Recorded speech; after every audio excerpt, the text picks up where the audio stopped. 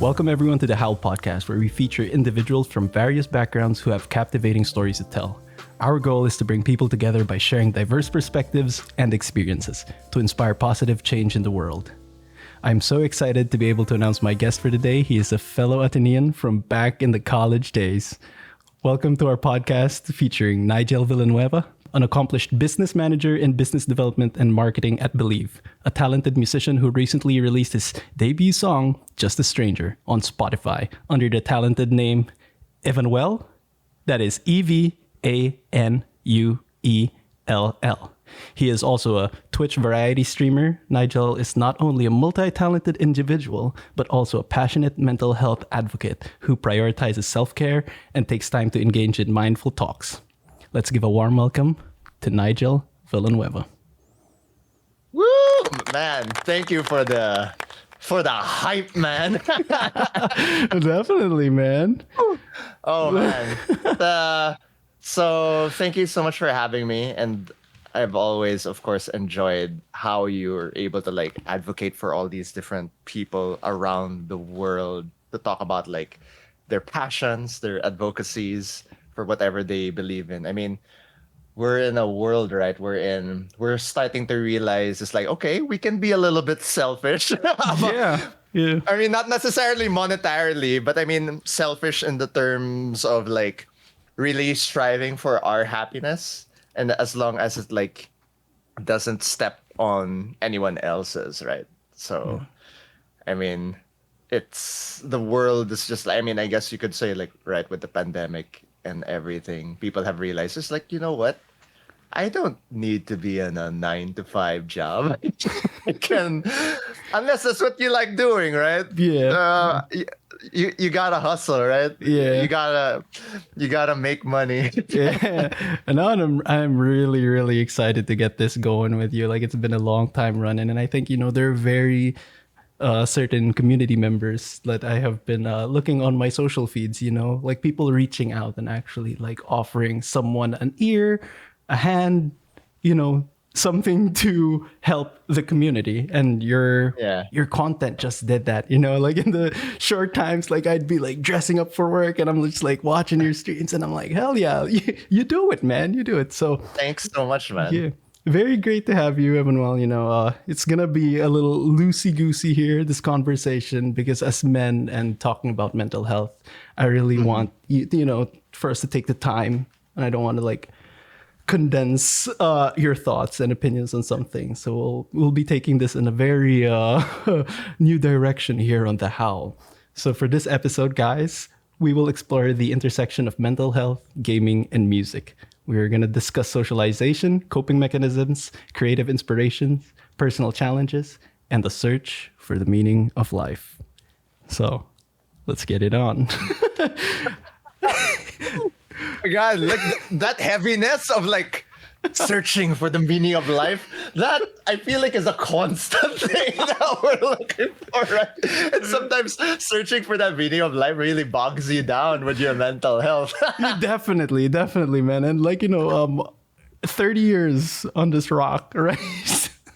So it's going to be interesting on sharing what we've gone through, what we've seen happen, what we've experienced, other people have experienced. So by the end of this, I hope, our viewers, people who watch you, people who watch us, or people who are just starting to tune in, definitely take in consideration for saying and just join the conversation, man. Definitely reach out to us if there's anything you want to talk about or share.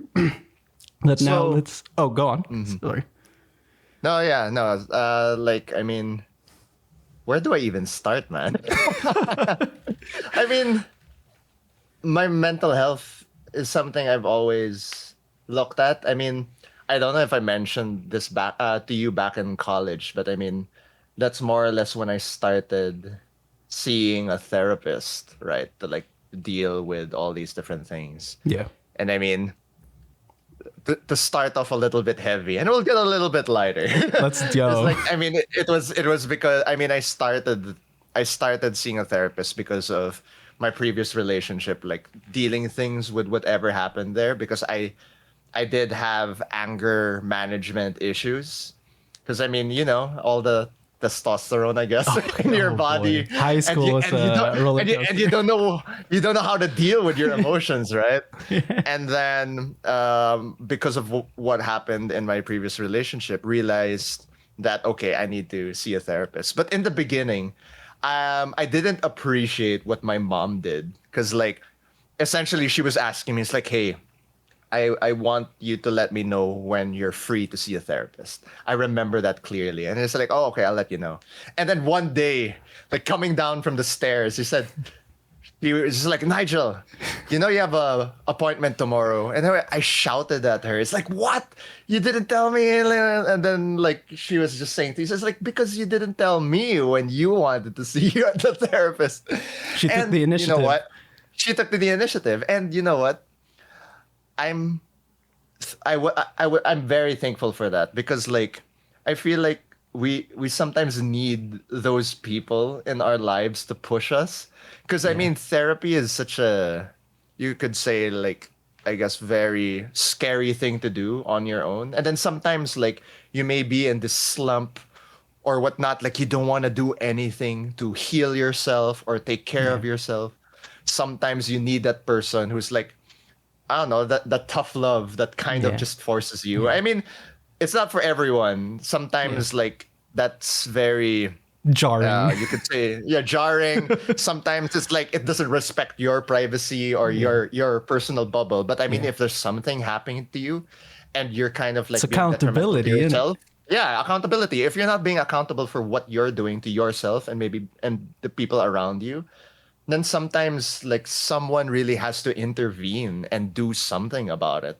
And in my case, I was very thankful for it, and I have not looked back since at it as a bad thing. And like, when was that? 2011, 2012, like on and off, 11 years. Like I've been seeing a therapist, Yeah.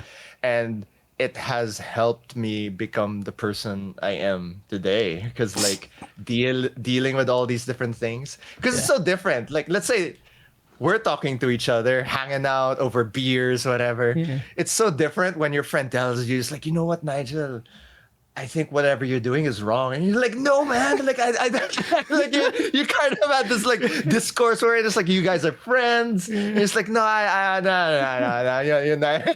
I only drink on days that end on Y. What the fuck?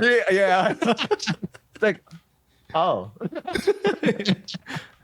You gotta be take some introspection over there. Yeah. And then like the therapists, I guess, because they are trained individuals to have no bias. Well, I guess you could say at least the good ones, because I mean, some therapists sometimes they put themselves too much in the situation and they start to become biased and then maybe put in their own experiences and whatnot for that. But then like the more professional ones, like they're really able to take a step back. And one of the biggest things I hate with some therapists, they'll be like, oh, so how did that make you feel? It's like, I am You just telling pour you, your heart man. out, and then like, how did that make you feel? You're like, bro. Maybe I'm going to do something about my life right now in front of you because you're like asking the wrong questions. Yeah, no, and starting it off like to the viewers out there, I really do also believe in therapy, but it also you need a matching partner. You really need to find your therapist. So, and No, I'm guessing you found that yeah, because like I guess you could say I'm very lucky with that first ever therapist I got, and actually, she, I'm her longest running patient. nice. If you could, and sometimes when like I book a session with her, and then she'll look at my folder. My folder of all the things I've been through is thick as fuck. Let me tell you a story about my life. She'll have to go through it like a dossier or something. You're like, shit, the CIA would have such a hard time pinning you down, man. Like, oh, Evan Wells' history. Yeah, but like it is pretty interesting, like everything that we've gone through. And then now like, you've managed to like you used to go like multiple times a week, and then it turned yeah, into, I mean, I remember when I started out, it was like multiple times a week, sometimes, and then later on it would become monthly type of thing, and then now it's like on a, you could say on an on-call basis, like if I need to, that's if healthy. like I'm, Yeah. yeah, and because like over the course of therapy, over all these, a little more than a decade, like it's because she continually, I guess you could say, equip me with these like tools to manage my emotions, stress, and all those different things. And it was also with her that like she gave me the power of choice, because like sometimes when you talk to people, they kind of like force you. It's like, no, you gotta do this, you gotta do that. Like, you can't be that way. You like, imagine when someone tells you don't be depressed. It's like, Thank you. Thank you. it's like, okay, I will just switch off my crying right now. I don't know why I didn't think of that. Jeez. Yeah, it's like, okay, yeah, I didn't realize I can get out of bed so easily.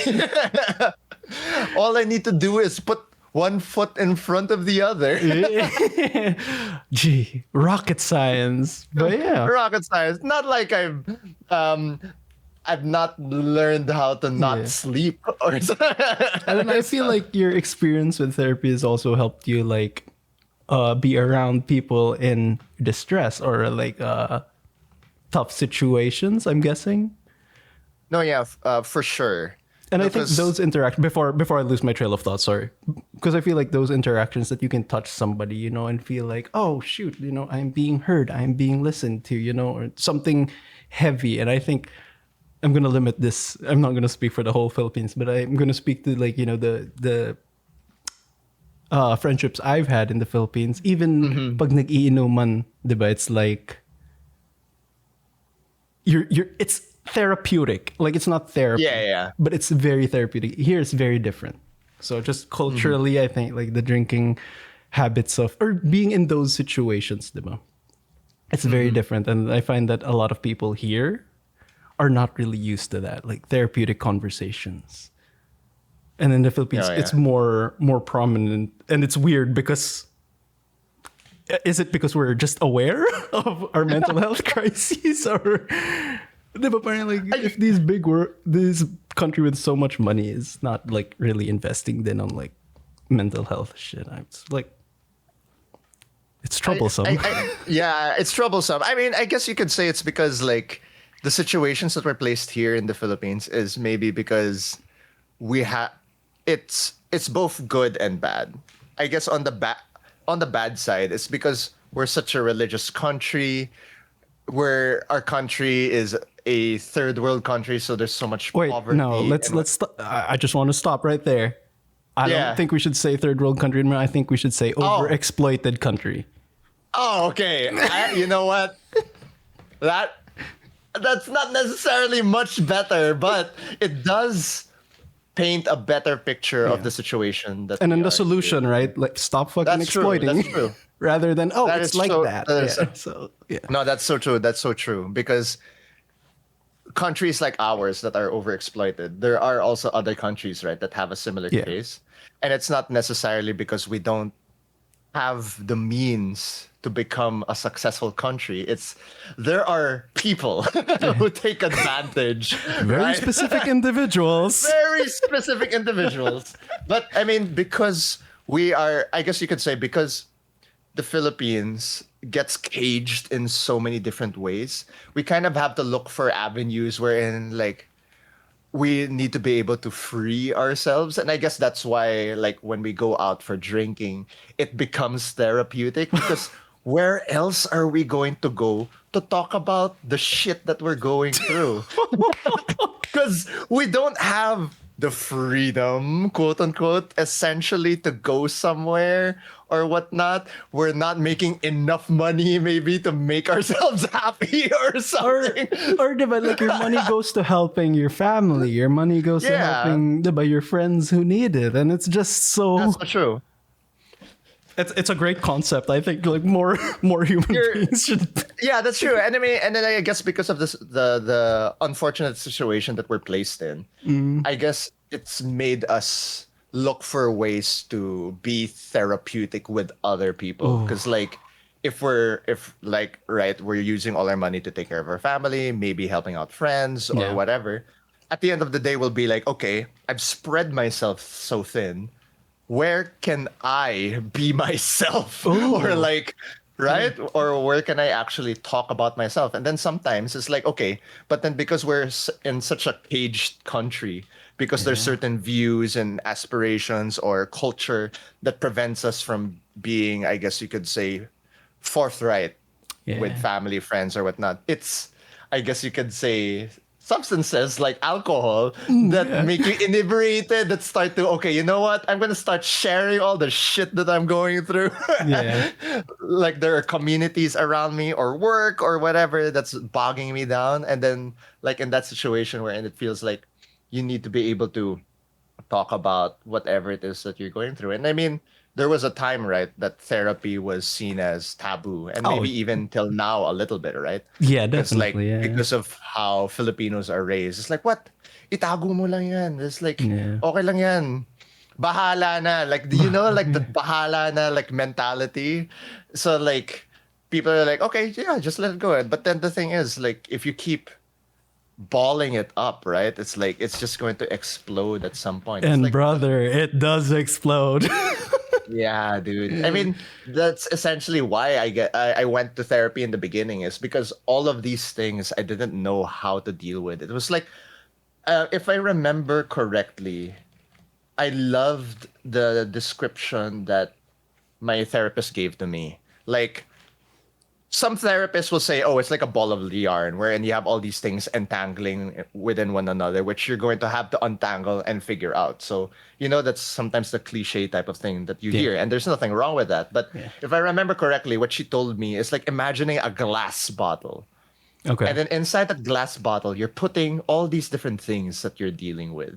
And then suddenly that glass bottle just explodes, and then everything just scatters all around, everything lost, and you don't know where everything is, and then you get so frustrated because you can't figure out whatever shit that is. You need to organize it, whatnot, because Process every little thing that. yeah. Because at least in a ball of yarn, you're kind of like tangling everything. Everything's there. And then you slowly untangle it. The ball of yarn can't just unfurl itself. You're slowly untangling it. But then in a glass bottle, when everything is just there and then that shatters, everything inside is just like everything that you're holding in, it just explodes. And then you have to figure out where everything is.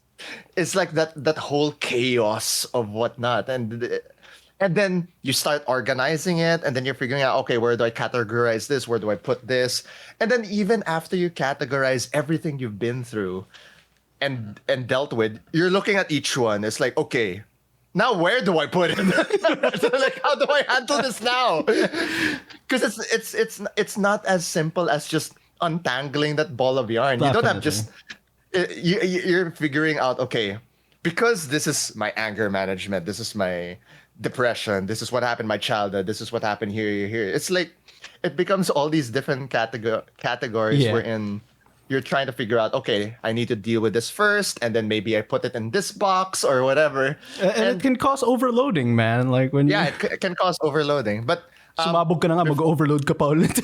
yeah. But before I go on to everyone watching, I just want to say I am in no way a professional. I am just going to be discussing about my experiences and also discussing with Nick whatever each of us went through in our mental health. Just because it worked for us doesn't mean it's going to work for you, because we're all unique individuals that's gone through our own experiences, and your experience, be it whatever it is, doesn't mean that someone has the right to undermine it. Because maybe your experience to you was heavy, and then maybe to me it wasn't as heavy because maybe there's something else that I'm going through. But never compare your situation to someone else, because their situation's different. They're dealing with it in a different way. Your situation would be different, and it doesn't give anyone the right to tell you otherwise. It's like, oh, Evan is having a worse time off. You should be thankful. It's like, okay, then what am I gonna do with whatever I'm doing? Okay, I'll be thankful. I'll switch it off. Haha, Charles's car exploded. I'm happy. But yeah, thank you for that, Evan. Thank you. We're all just walking each other home at the end of the day. I think we should spend some time understanding each other and being there for one another. And sometimes we really can't force someone to be there too. Like, we shouldn't feel bad. When we're like, yo, why aren't you here for me? I'm pouring my heart out. Catch it. Some people aren't equipped to deal with that, you know? So that's why seeking a professional in your area, talking to people who have, maybe there will be suggestions if it's out of the price range. Because I do know that is also a problem. Therapy can be damn expensive. Yes, it can be damn expensive. And I mean, the world is slowly still evolving, right? To be able to provide, you could say, budget options while still having high quality conversations that helps you. Because I mean, the unfortunate thing about the world, not just the Philippines, is that trained professionals, they also need to make a living, because I mean, they're learning all these different things, and so that and as much as trained professionals want to help everyone, they also, because of the cogs in the machine and how the world was made, they they need to feed their own family or figure out their own They happiness. need to deal with their own trauma that they're getting from thousands of people. Therapists have their own therapists. Yeah. Imagine that. That's how the world works, guys. It is the world is such a. I'm trying to always avoid certain words for it, but then the word that pops in my head is like, it's such a crazy world, but because there's just so much chaos in it, and we're just trying to organize it, right? But dude, we're a rock flying around space. Of course, it's crazy, right? Like, yeah. period. How does it float, right?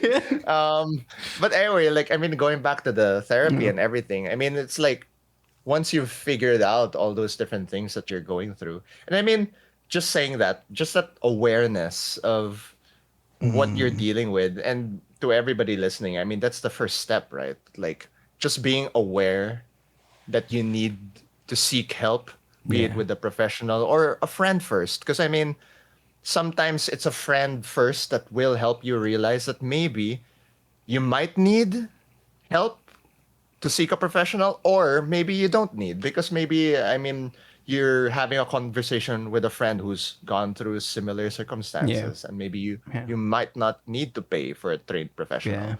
But sometimes if you want to figure out more for yourself, then that is interesting to do and very helpful. And that's why I'm very grateful for my therapist, because she's helped me really, I guess, have all those introspection and learning more about myself, and giving me all these tools on how to deal with all these different things. I mean, like, my anger management has been a thing of the past. You could say I'm one. I would like to say I would like to believe like I'm one of the most patient people. But then when I do get angry, it's like it's horrible. but then at least my therapist helped me deal with these different things, and not just with anger, like with depression, anxiety, all these different array of emotions. Yeah. Just The recognize lovely where you are. visitors we have visiting our life every day. So, Yeah. Sometimes we don't even invite them, right? yeah, it's just like, oh, welcome. Make yourself at home. Let's. Yeah, sometimes they just crash the party. It's like, all right, yeah, you're welcome. Yeah, and going through that too, I think like we can never, because I think there's a measuring contest too with like mental health sometimes in some groups, that it's like, oh, see, or this person XYZ is acting all stuff and stuff, like he can't be sad. He can't, like, why are we dictating what someone can or can't be, right? Like, I think for the longest time, like when I had my most severe depression, people thought I was so funny. So that's just an indicator, you know. And I think, you know, for the viewers, I think it's been like 3 years now. that I have not experienced depression, which is a great thing, I think. And it Yeah, really- no, that's amazing. yeah, and just like the day it stopped was just like, because I was under the mindset that I'd always have it, that was genetic, like, you know, your family has it, both sides have it, and then it's just gonna be like that's how you exist now. Welcome to reality. And I'm just like, holy shit. But that's how I lived. And then 3 years, I mean, now being 3 years sober off of it, you know, like it feels great. But everyone's journey is really different. Like even just like hearing your experience, it's just, it touches me, but it's also in a way that, oh, if things weren't so different, I would have gone through that same thing. Because I feel like I had like a lot of pride before. I didn't want people to go inside my mind when I didn't know what was going on in there. Well, they did a Venn diagram and they're like, okay, on the left circle, you're going to write down who people think you are. On the right circle, it's going to be who you think you are. And in the middle, it's the truth. And I put everything on the left. I put so much. And on the right, I was like curly hair. And I was like, yo, I don't like this shit. So I left. But thankfully, my mom was had a very therapeutic background too. And how she would like have us, me and my siblings like digest things probably is like, she'd sit us down and like, what happened? How did that make you feel? How did that make the other person feel? So there's a lot of introspection already. And funny enough, like she was the one teaching me meditation when I was young. She was because she taught in Ateneo too. She was teaching what do you call that psych class that's like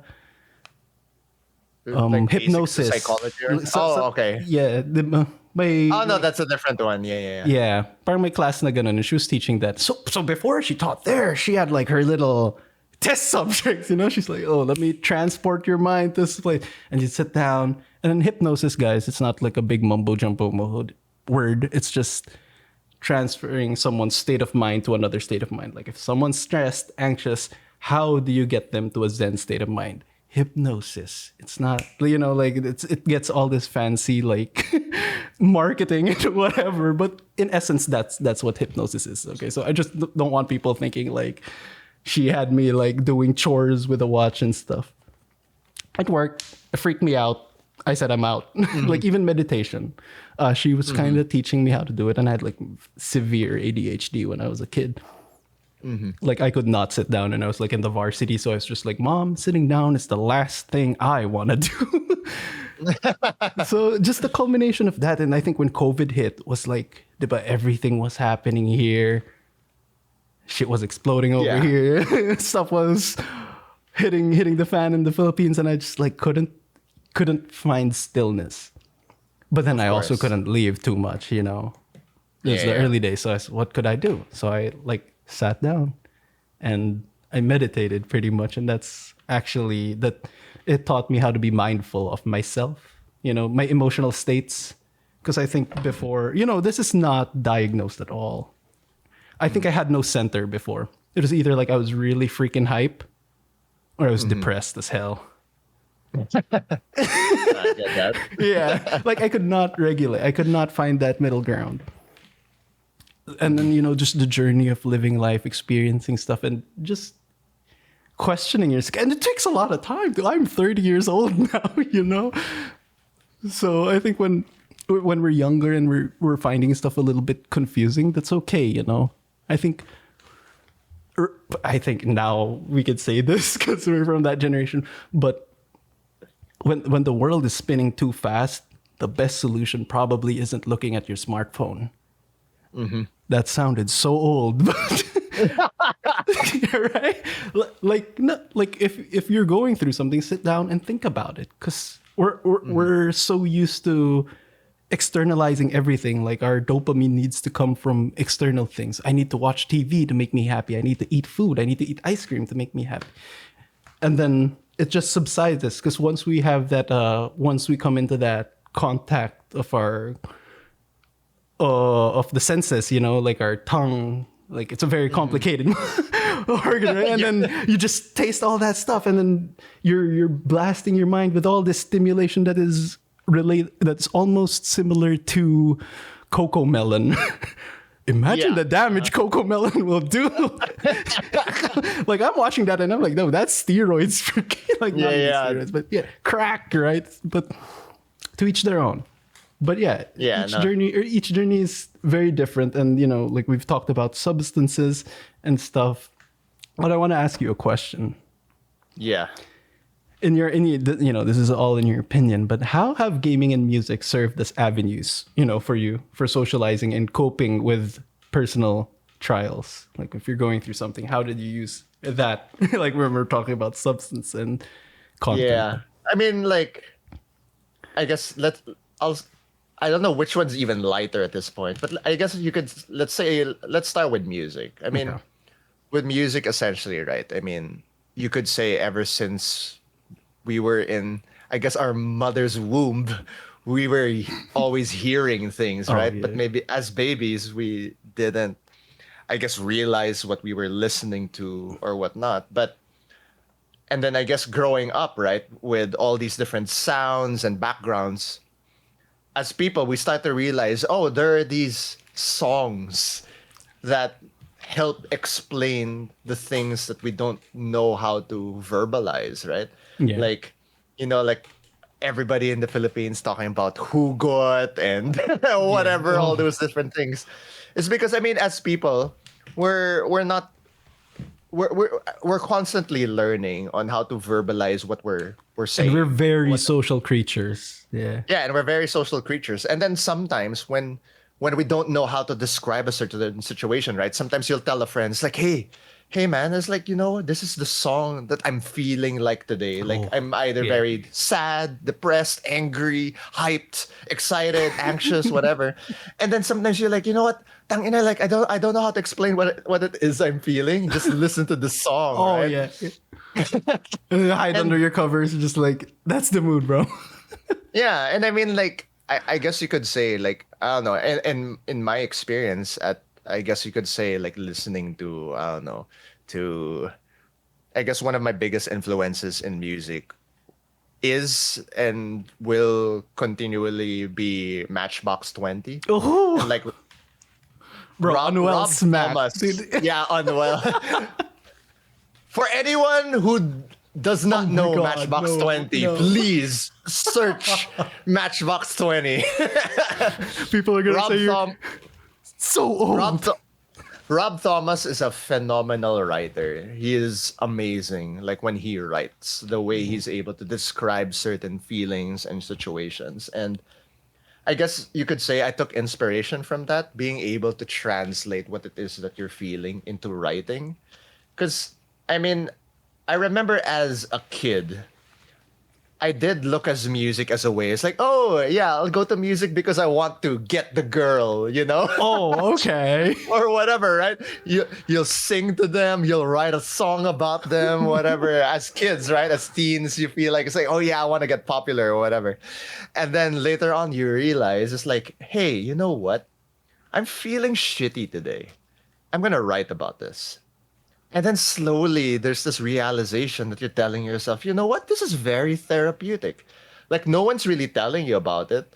But then you feel like because you're writing whatever it is that you're going through, and then you see it on the page, it's like, you know what? This makes it easier for me to kind of like take a step back and look at this situation that I'm in. Like, I'm sad that I am this situation that this girl doesn't like me. I mean, as teens, we have all these different things that we're going through. We have these different problems that we go through depending on, I guess, our age. Sometimes it's the same as we grow older, but Yeah. I mean, more or less, we're always trying to figure out, okay, where am I in this situation and how am I going to unfurl or untangle what it is I'm going through, right? And a lot of people would say like writing in a journal, diary, or whatnot, right, helps you go through what it is that you're going through because it's not just in your head anymore, like in all that chaos and trying to think about it, but because you're writing it, be it on a notebook, a tablet, or whatnot, you see it there. It's like, okay, I'm writing about my depression. And because you see it there, it's like, okay, this is how my depression looks like. And then I don't know, potentially maybe you start to show that piece of writing to someone else. And then that other person's like, they'll be like, it's like, oh, Evan, like when I see what you're writing, this is something I see that I did not realize on how to verbalize, but you put it into words well. And I mean, as musicians, like we start to realize it's like, okay, we're actually basically advocates or representation for the people who don't know how to maybe properly verbalize or Or as our visualize what it ancestors is. would call it, like you're channelers, right? You're channeling Yeah, this yeah, energy, yeah. and you're oh, That's true. We're like the medium, right? yeah, exactly. Like the And vibe masters. that's true, man. And I mean that's how music really helped me Yeah. with my mental health when I was younger and even till now because it really helps me put to paper what it is that Yeah. I'm going through because it's so simple to say. It's like, you know what? I'm having a shitty day. Things like that. But imagine when you start to describe like Describing you're the in freaking yeah, stars, the moon. yeah, describing all those different things, the world on your shoulders, um, or like that heaviness that you can't get out of the bed, or the imagination that hoping someone's knocking on your door and then you open it, no one's there Yeah. because they're not in your lives anymore. And Yeah. like just just seeing that versus saying, "Oh, I had a shitty day," Yeah. is comparatively so different because like you're now describing everything that you're going through and when maybe people hear that or see that or the write it down, they'll be like, you know what? Yeah. Yeah. And sometimes, I mean, for me, my objective, like when I write music, is I want to, I guess you could say, make people feel less alone in like whatever experiences that maybe I've gone through. Maybe there's someone out there that does not realize yet that they're not alone. Because I mean, the world is huge, right? Yeah. And sometimes in that vastness of the amount of people, you feel alone. Because, like, even walking through a mall or a crowd or a festival and you have no friends around you, it feels like you're alone because you don't know And anyone then around you, you're accompanied by the music you like, right? Like it right? makes you feel away. You're like, oh shoot, And while we're on the topic of your writing process, I have a question for you about the lyrics of the song. And if you're willing to answer, I just want to know what the thought process with this stanza. And I feel like a stranger in my own world, with bonds that break me and stars that define me. With one change, a different set of memories, just a stranger. What was So, the yeah? I remember when was writing that. Essentially, it's like, you know how you have all these constructs around you telling you how to feel or how to act or how to move about your world. And sometimes all these things around you can either make you or break you. Because, like, let's say someone tells you how to feel, and they're like, you know what? That is not how I'm supposed to feel. But then maybe because of peer pressure or whatnot, it feels like, okay, then, okay, fine. I'll try not to be sad or something, or try not to be angry, right? I'm sorry for And it burdening you, bro. Yeah. And sometimes it breaks you because, like, you feel a certain way, but everything around you is forcing you to feel in a different way. And then in another perspective, apart from all these things around you that are telling you on how to feel like, because maybe there's either these maybe inspirations or mentors or whatever, it feels like because of the situation that you're in, you feel like it defines the type of person you are or should be, right? Because, like, let's say you're always drinking or you're always writing music or you're sad boy, whatever. Yeah. You start to feel like, oh, okay, because of the situation I'm in, it starts to define the way you are and the way people see you. And it's like, just because that's how I am now doesn't mean that is going to be the defining moment on the type of person I want to be right Yeah. now or moving forward. So it kind of like all these situations in your world, you do, there's things sometimes that are out of your control that tend to define you as a person that you don't necessarily want to define you. And at the same time, you also don't want things to force the way you are. Yeah. But then the thing is, when you're going through all of these, sometimes like one change happens, and sometimes that one change just changes everything. Because in that specific moment that I in that stanza is that in the chorus is that one change for me was losing my mom. My mom essentially, you could say, was someone who helped define the person that I am today. And you could say like I looked up to her a lot, but there were certain things that maybe I wish that I wasn't necessarily defined by her, that it affected my world so much that once I lost her, my whole world changed. Memories of me fighting with her back then are now nostalgic because I miss having someone giving me advice, right? Maybe Yeah. those fights now are like looking back, those were learning moments.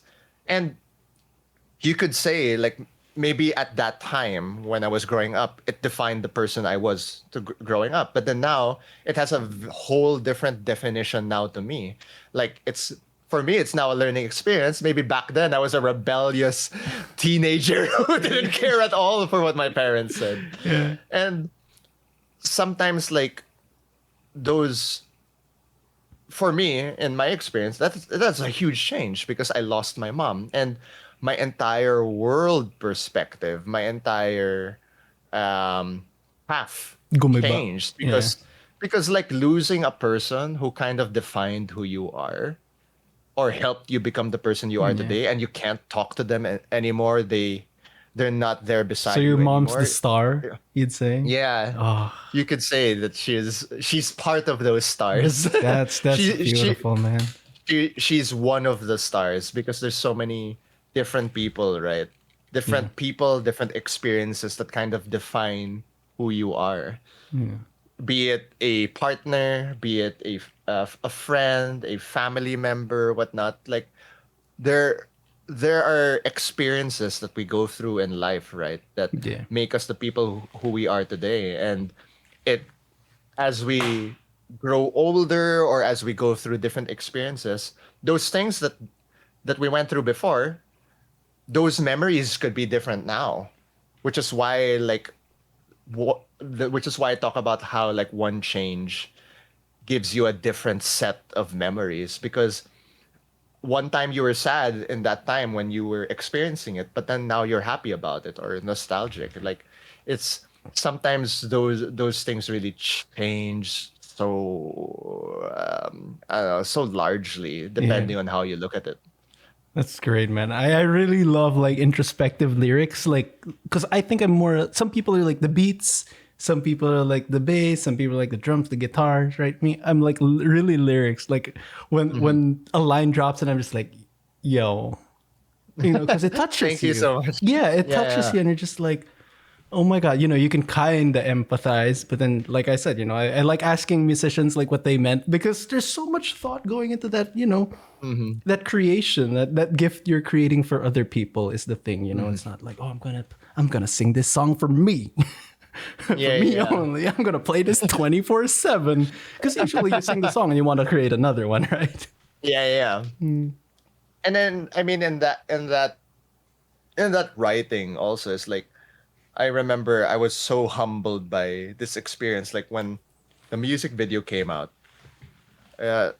as one of the people in the community saw the video and then commented and it's like, "Hey Evan, like I really feel this song," and the song reminded them of their sister that they lost, like who passed away as well, but it made them feel like that they weren't alone in losing someone that they loved and that they knew that they could talk to someone about it because I remember at that time I had no idea who to talk to Yeah. about loss because I mean a lot of people would not talk about it because when you lose someone who essentially defines you and made you who you are today, it makes it so difficult to talk to someone about it because you feel like, oh, you're gonna start having this rush of memories that, oh, they're gone now, they're no longer here or whatever. But then you realize because you're not talking about it, and you don't know who to talk to about it. It just bottles up.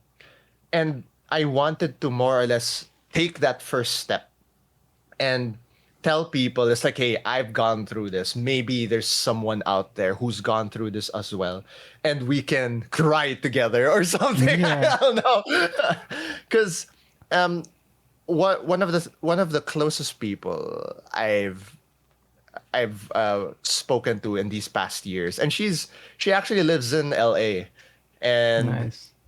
I met her through a random encounter in Palawan. Like my wife and I, Mandy and I, when we usually take vacations, we usually love making friends and random encounters and whatnot.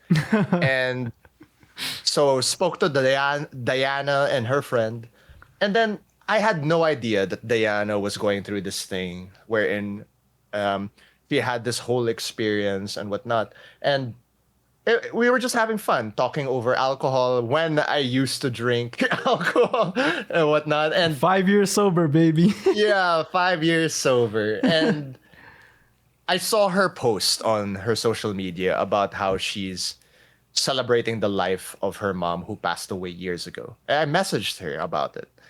And it really sets a different relationship, sets a different conversation when you talk to someone who's been through the same situation as you have. And because she did share what she went through, it made it easier for someone to like step forward and reach out. And more or less, that's what I want to be able to do with the music I'm releasing. That I'm trying to take that first step, letting people know it's like, hey, whatever you're going through, you can talk about it. There is nothing wrong about it. There's nothing wrong with being vulnerable. There is nothing wrong with being depressed, crying, angry, anxious, whatnot. But what is wrong with it is when you don't figure out how to deal with it. Because if you're stuck there and then you're allowed to cry, you're allowed to feel all these different emotions. But if you stay there too long and you're being detrimental to yourself, then that's when you need to start seeking help, right? Yeah. And that's what I want to be able to show, like, because there is someone out there that is being very vulnerable, it allows other people to be vulnerable as well and not be judged. And if someone judges you, then cut those people out of your life. You don't need them. Yeah, yeah. You know, when push comes to shove, you want people to support you there. You want the people who you can count on. So I think that's a good thing to to not have people who don't care about you in your life. You know. Yeah, because I mean, you have to surround yourself with people that is essentially your support system, and it's not just for yourself, but it's also for these people around you. Because you also don't want to create a support system wherein they can't count on you, right? Definitely. Because like Definitely. at the same, it's still a relationship. Because Yeah. if at some point they need you, then if you are in the right mental state, right physical health, then do your best to be there for them as well. But then that's why, right, there's that beauty of honesty wherein you can also tell them, it's like, hey, I'm sorry, I can't be there for you right now because I'm going through something. And I mean, if you're able to create that community wherein you can be honest, then you're a step ahead of everybody else who don't know how to talk about what they're going through. Yeah. They're going to get bogged down one day because they feel like they can't run to someone. They don't know how to talk about their feelings, and they're going to have a difficult time going through life.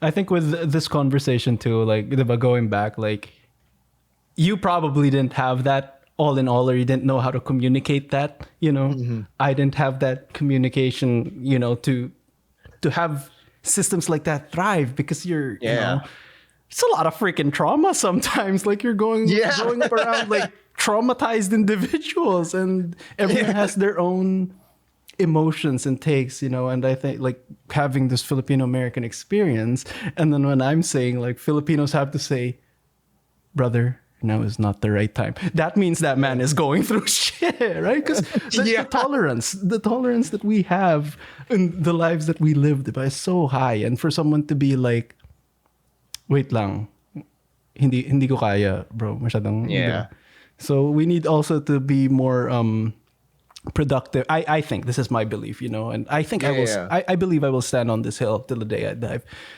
I think we need to manifest, create and or help create, even if it's not your community, but to create communities that are very therapeutic, to ease the burden on, the therapists as well, individuals that are carrying, 5 loads of friends who are like, that she or he or they are the one pillar that is keeping them safe. Yeah. That's so heavy, dude. Like, to be the only reason that someone is hanging on is extremely taxing and tiring, And moving forward from, like, the music, that, really great job, to you and your team too with the music video. We'll shout out Shiri De Leon, Bryant Galley, Ang Tikaik. Tikatik. Tikatik. Okay, that name was Yeah, yeah. that name was tricky. Cinematographer is Francis Magundayo, Yeah. Darlene Balano, Kyle Ortilo, Ace Domingo, and Ellie Magundayo. As well as your photographer, Ivan Paisa, your dancer and Yeah. cinematographer, Nicolai Balbon. Love the Yeah, yeah. name. And they're featuring Eileen Quilatan. Yeah. And you then should of- watch his. Oh, sorry to cut you off. You should watch it on YouTube, Just a Stranger, or Spotify. Really great work by the team. Something to be experienced. And maybe, this little sneak peek behind the lyrics got you guys thinking about something. And Yeah, and I sorry to cut you off. I just wanted to also say, of course, special mention to my wife, who was so supportive, not just with the music, but then, like, when we were making the music videos, she essentially, like, really pushed me and said this, like, hey, it may be a budget that you may not have been willing to spend, and then she's like, it's the start, it's your music, it's like your passion, like, go after it. And she really helped me go after the music. And I'm very thankful that I was able to find someone who is essentially one of my pillars, because That's again, like you said, you can't necessarily just have one pillar holding you up, because you don't want to just dump all your trauma on that one person, right? that's great. But it helped. Yeah. And having a supportive partner there really, really is the rocket fuel. It helps create stuff, and that's the music side of things. But, like, going on, like, you preach this stuff in your streams too on the platform Twitch, so I don't think I need to explain what Twitch is. I'm still part of the cool club.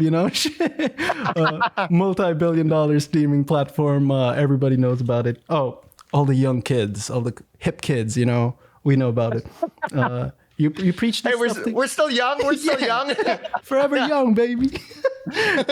But yeah, you play video games with various people. You sing the same tune. You talk the talk. You walk the walk. Tell me about your history too with video games.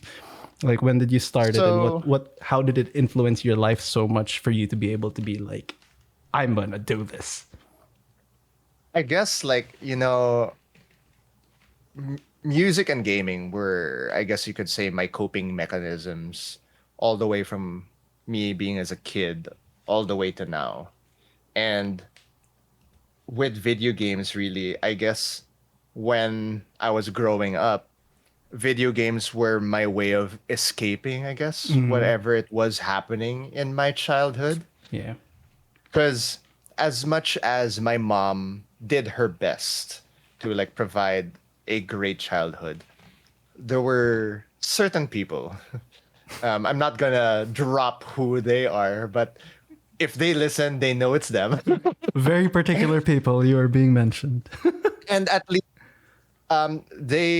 they also, at least, I'm very thankful that they realize that they did not provide the best childhood as well. And growing up, you could say, it's like video games was a lot of, like, my escape on whatever it was happening in my childhood, and also escape from, I guess, in those times wherein I would feel alone, not just with family, sometimes with friends, right? Because growing up, you don't always know on maybe how to socialize properly, or you don't know how to interact with certain people. And you'd feel like, oh, gaming is where I have control, where I'm the main character, where I can do what I want when I want, and I can be happy. Yeah. So essentially, gaming was like that for me. And I feel like a lot of gamers growing up, and maybe even now, and I guess maybe even especially in the pandemic, gaming was a way to escape whatever was around you, all the chaos, all the shit, all the news or whatever of all these things happening. And gaming really, I guess, created that world for us to feel like, okay, I am okay here. Which is why, of course, like there's all those sometimes problems of addiction with gaming, right? Like sometimes you play Yeah. hours on end. Because and you can be like you can be the knight slaying the dragon, right? Like you can be Yeah, like in yeah. that fantasy world, yeah. and then when you feel like you're so amazing and whatnot, and then suddenly you start forgetting to eat, to sleep, to drink, whatever, and all those things, right? And I mean, there's always those, and even if it's not a substance that you're taking, like alcohol or worse or whatnot, it's still sometimes can be problematic, right? Because it's an addiction that you're stopping to maybe Yeah. care about yourself. And I mean, there are people who make money from it, right? But then they realize it's like, okay, I still need to think about my mental health. I need to be able to think about how I live, so that it's not just my mental health. I'm also taking care of my physical health. But before I go deeper into that, like, I mean, in terms of mental health with gaming, I mean, it did help, right? To kind Yeah. of set precedents on, okay, Yeah. these are the things going around in my life. I want to Sometimes you feel just better gotta about stop the myself. sink from overflowing, right? Yeah. Like gaming became a coping mechanism, right? And Yeah. once you're, I guess you could say, like, if you're able to utilize gaming, it feels like sometimes like gaming, great games like RPGs and whatnot, when their writing is phenomenal, it also makes you feel less alone. It makes you feel like, okay, I am not the only person in this world that's going through this. Music, of course, like in the case of music, when someone's writing it, sometimes they're writing from their experience and sharing it and hoping to make someone feel like they're less alone, or maybe they're trying to bring out a certain experience. But for me personally, when you play a great game, it's like also you're it's like you're watching someone sometimes, and sometimes it becomes so real that maybe you're watching a mirror sometimes of like a reflection of maybe the life that they're going through is similar to what you're going through. And that introspection is so different compared also to like listening to music, because you're playing a character, you yourself feel like you're the main character, and then that main character deals with whatever it is that they're going through, be it a relationship, be it stress, depression, or whatnot. It makes you feel like it's like, okay, because I'm going through it here, maybe in real life I can do it too. Because sometimes we may not be surrounded by the best people to inspire us to move forward. Sometimes we unfortunately and fortunately have these characters either in a video game, a book, or whatever that we need to see in front of us to inspire us to move forward. Yeah, and putting yourself on a platform like Twitch, I think that takes a lot of bravery. Like a lot of people would be like, "Yo, I don't want people to watch me play games. What the hell?" Like, but they seem so nervous about like how they'll be taken or how they will be perceived. They're scared of the angry, nasty comments that are gonna happen. Like, what advice do you have for someone who's maybe dabbling it every now and then when somebody says like your stream is lagging, they get so offended and they're like, "Okay, I'm gonna stop. Streaming is not for me." How do you keep that fuel running in your experience?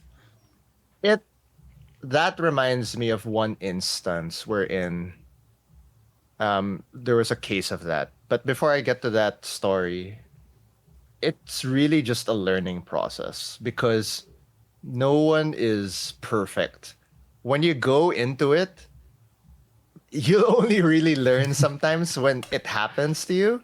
Because, like, sure, you can read, research, watch all these other streamers on how they deal with certain situations, be it lag, maybe someone trolling, maybe someone being angry in chat, on how a streamer does it. But the thing is, you yourself won't know how to deal with it until you're in that situation. Because, in all honesty, you will get flustered. Sometimes you'll get nervous, you'll get anxious and whatnot. But I would say the reality of it is that's part of it. Because what you then will learn is being comfortable with yourself that you are in that situation. That you're going to take a breath, be aware that you are nervous, be aware that you're anxious, and tell yourself, it's like, hey, it's okay that I am feeling this.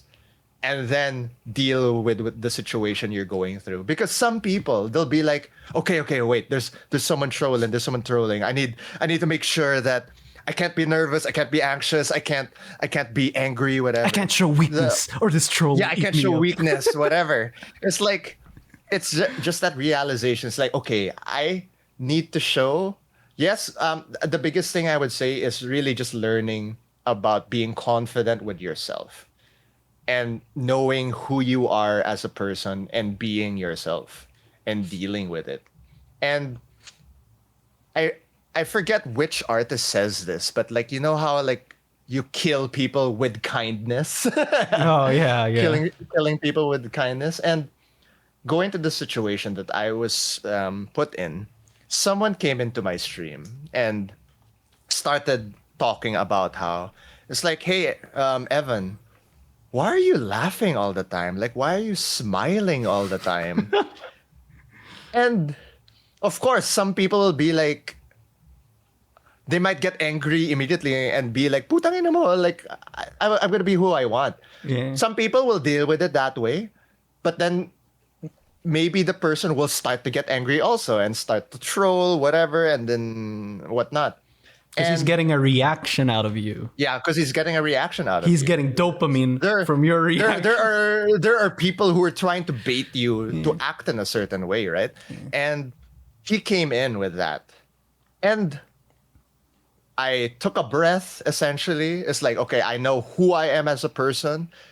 Basically, I told them, it's like, hey, this is who I am.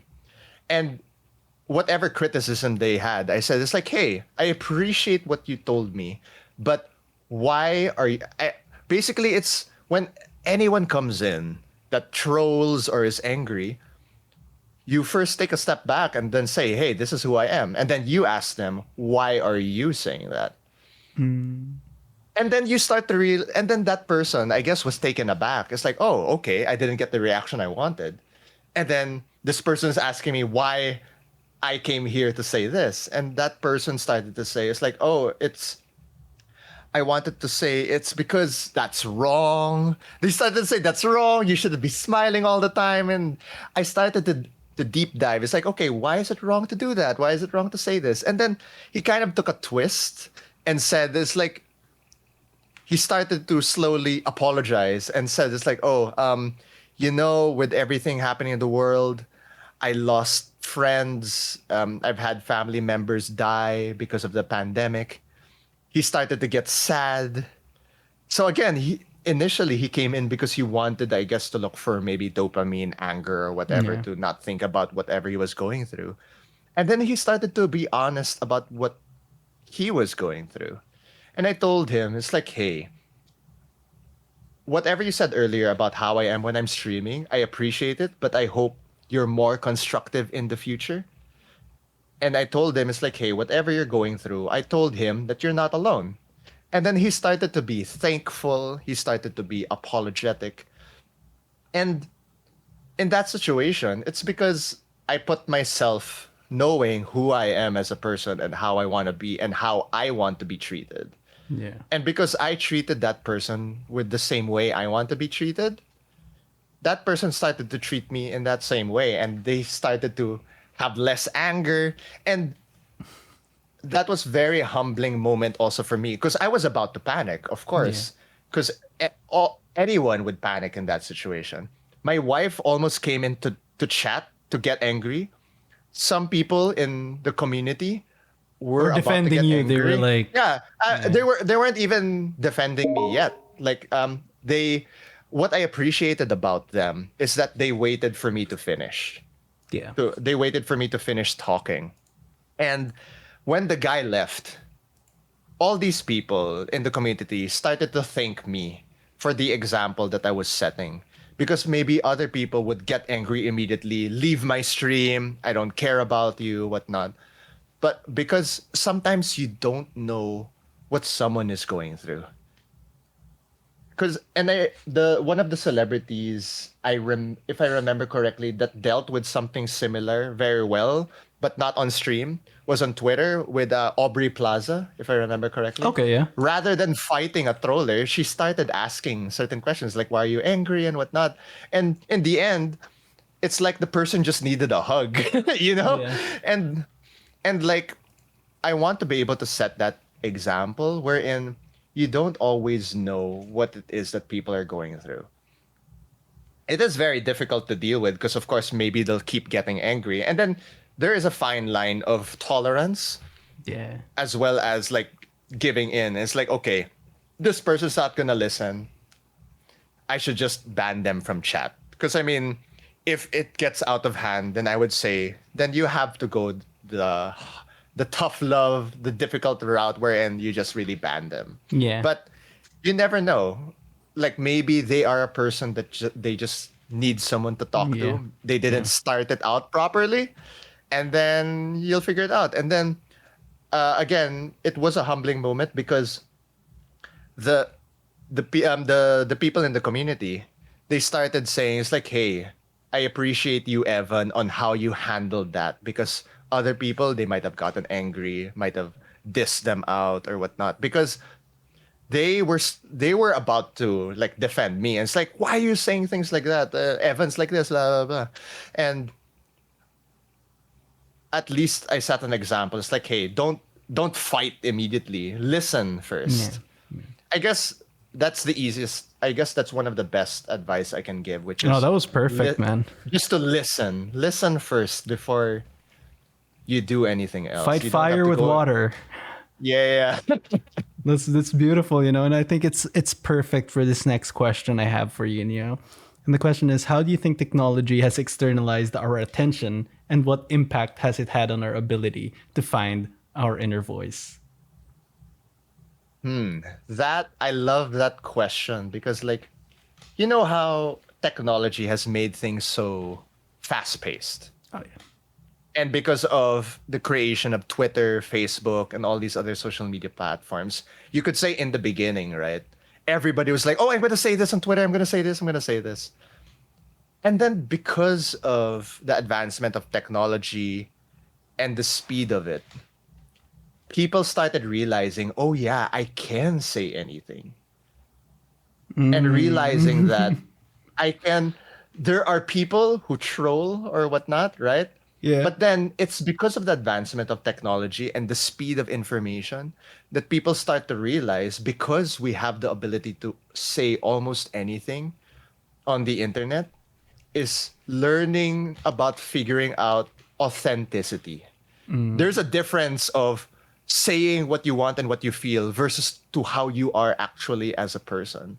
Because there are people, right? They use social media because they have a screen in front of them that allows them, it's like, okay, yeah, I have this black mirror that yeah, that allows me to say anything I want and people won't know who I am. But the thing is, when you go out into the world, is that actually how you are as a person? So people have been learning to be more authentic, right? Because video has been more apparent now. People actually get to see how you react. And you could say people are learning that whatever they say online also needs to reflect who they are as a person. No longer is there a day like before, like on Twitter, right? You just keep getting angry, whatnot, and then you don't know who they are. Now yeah, there needs to be more proof of who you are. There's kind of less anonymity on who you are as a person because when people see you on social media, they'll compare it to who you are as a person, and if it doesn't match, they'll be like, "Oh, why are you showing all these things online when this isn't who you are as a person?" And that's how technology has evolved, because it's so interesting, because back then people, I imagine, did not realize that technology would kind of, you could say, force us to be authentic, because we have the policy of being honest when we're in front of people, and then sometimes some people will start to backstab, right? Which is Oh. awful, right?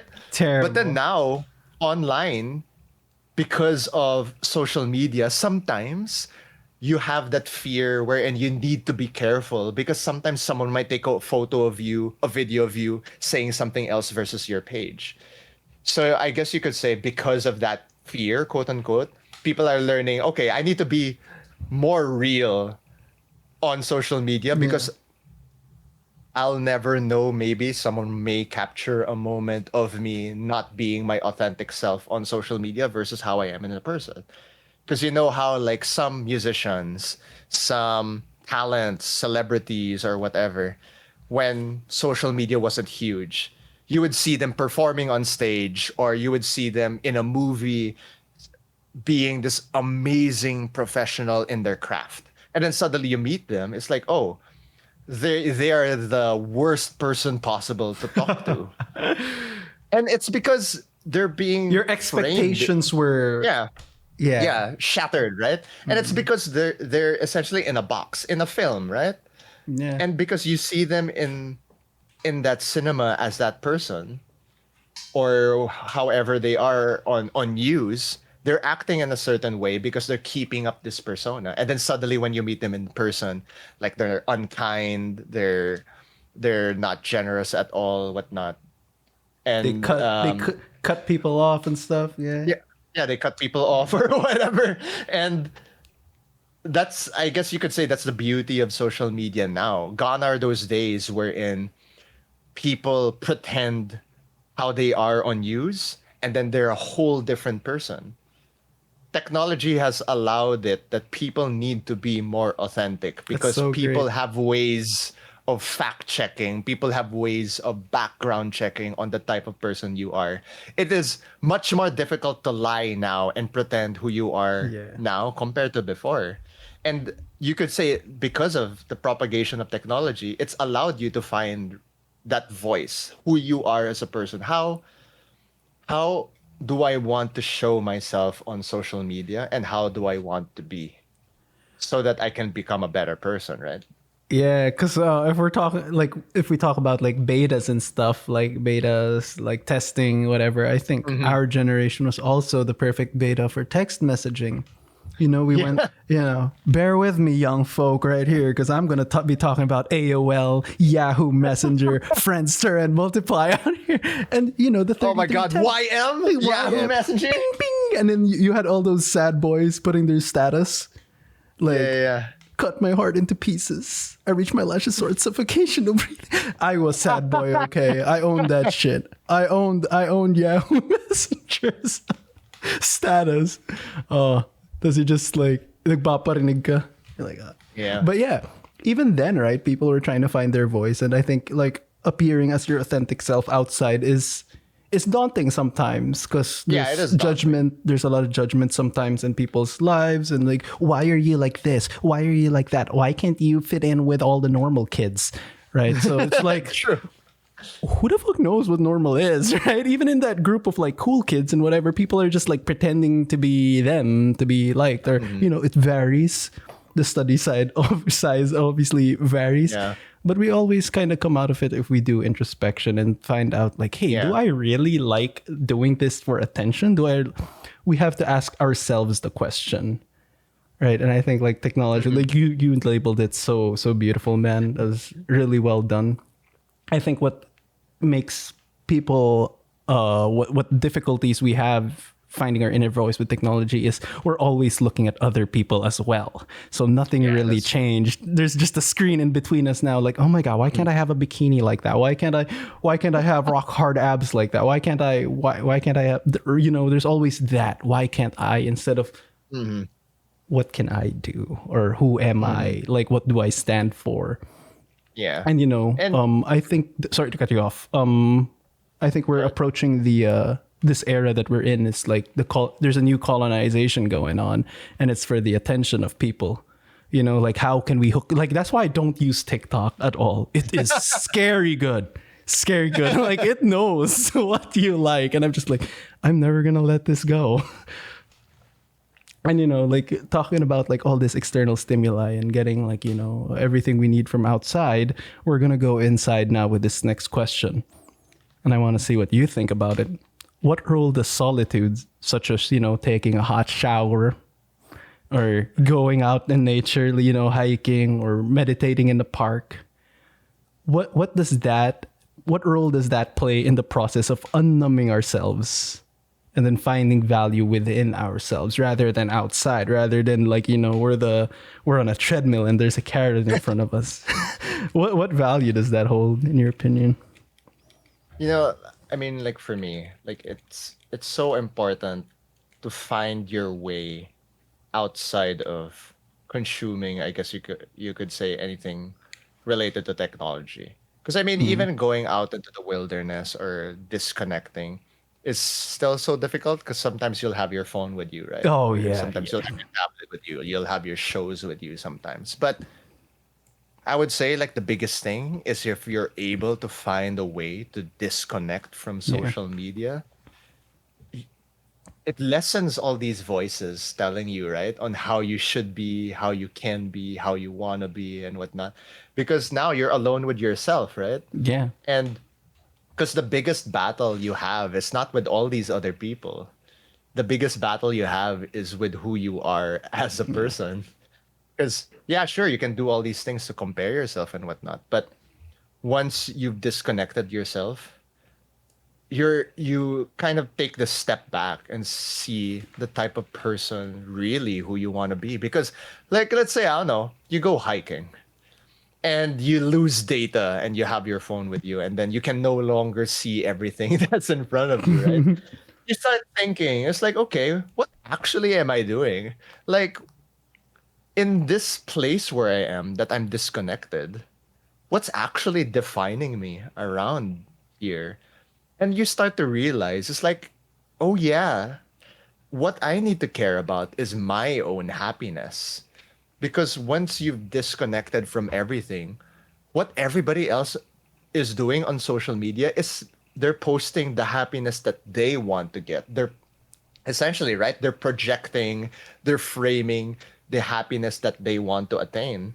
And once you disconnect, you yourself realize it's like, oh yeah, I'm just almost like every other person on social media that just wants to simply be happy, simply to be loved and to love, right?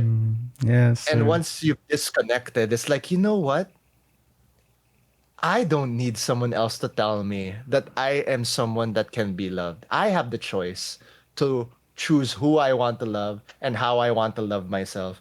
I can choose how I want to be happy and how to potentially deal with all these different things. I don't, everybody is in the same game that we're trying to fight for our own happiness. And that's it.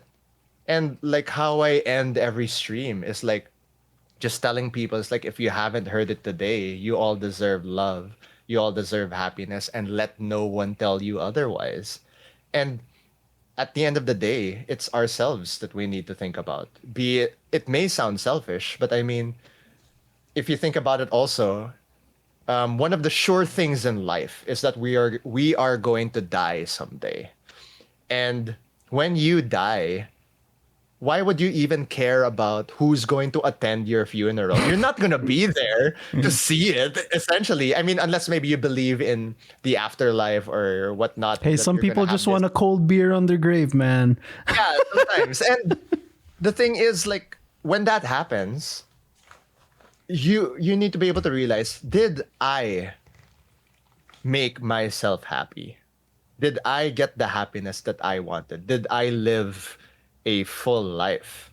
Because at the end of it, when you are, let's say, alone in front of the computer, or if you're hiking, or if you're in the shower, there's almost always you're almost always just alone with your thoughts. And in that moment, are you able to tell yourself that I am happy? You don't need anyone else to define your own happiness. You need to be able to live with yourself and be happy with what you're doing. Because, like, that's one of the most important things, even with my relationship with my wife.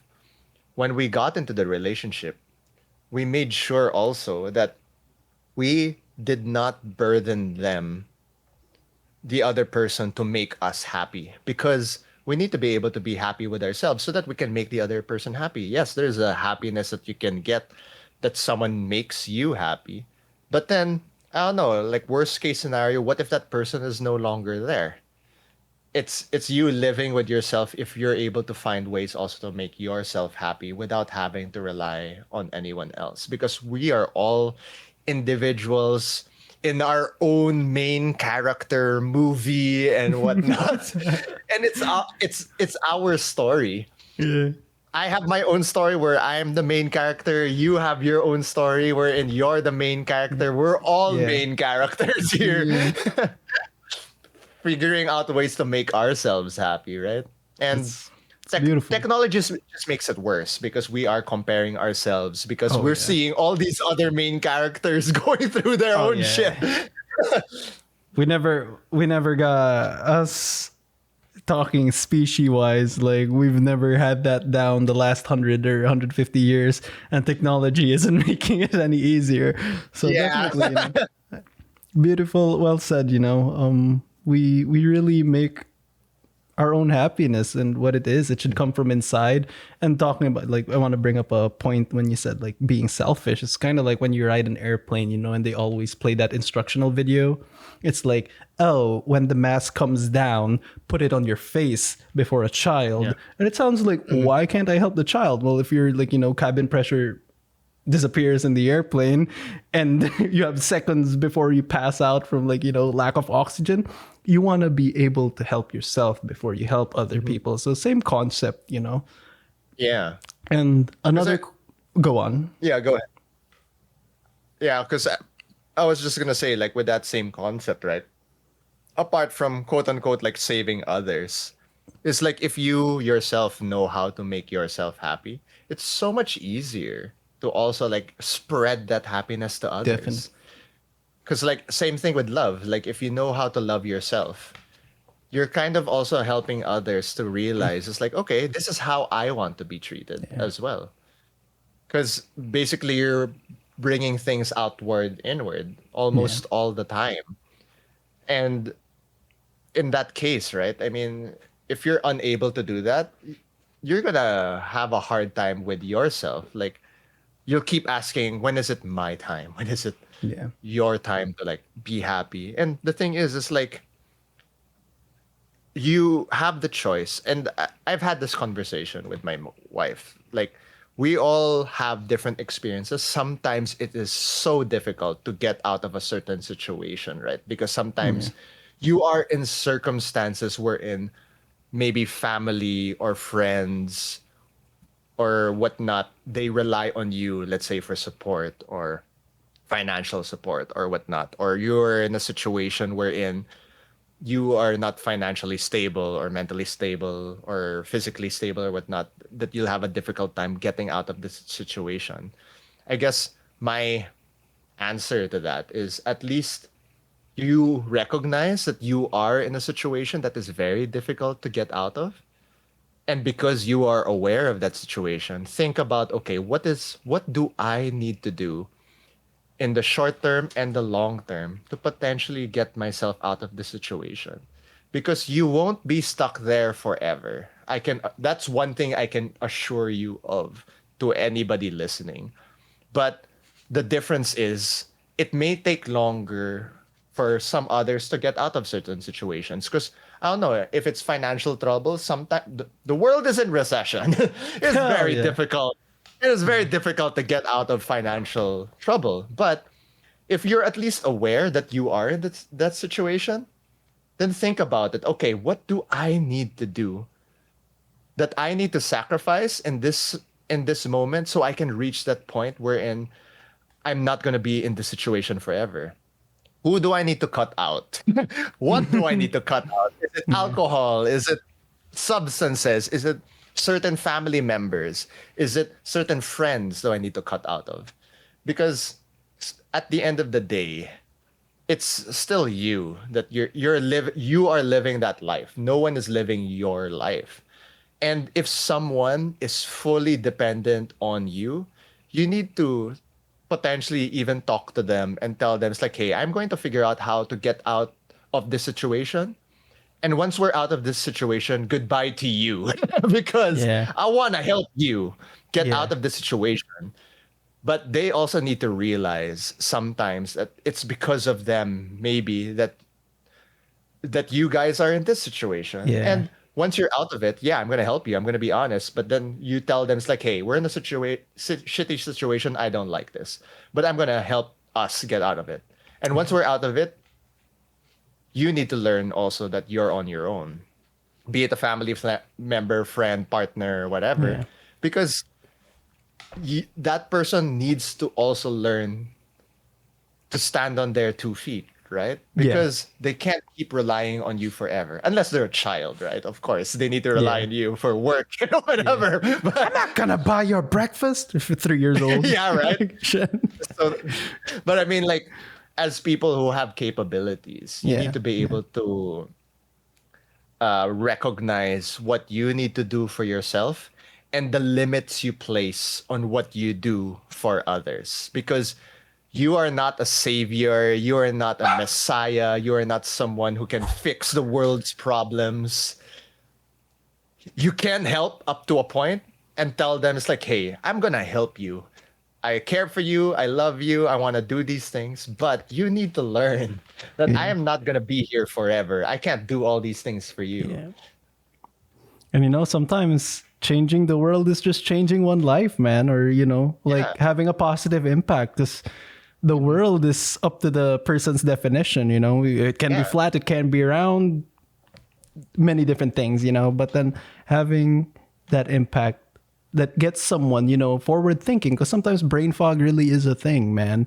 Like your No, of your course. tires are in the mud, right? I don't know any Tagalog saying because I started working here. Like when your tires are in the mud and you're just and you can't go forward.